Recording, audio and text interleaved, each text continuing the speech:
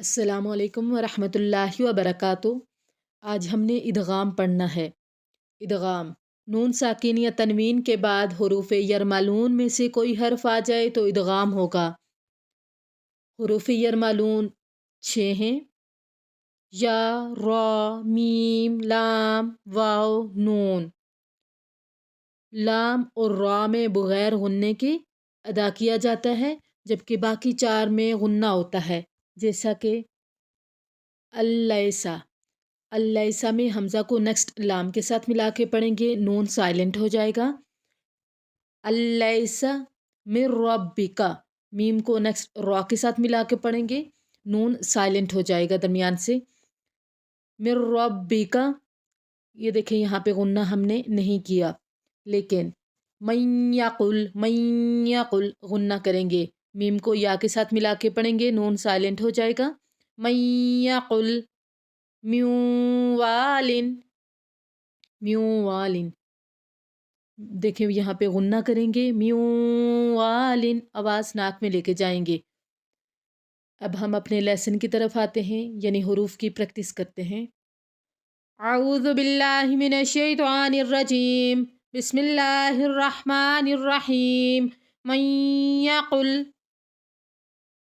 میوالن من مال من نعمت الیس من ربک عجبا یہدی مالا وولدا قمرا منیرا عذابا نکرا مالا لبدا اخذة رابية يومئذ يوم نوح وعاد كتاب مبين شيء نكر بيخل لكم ثمرات رزقا سحر يؤثر عذاب واسب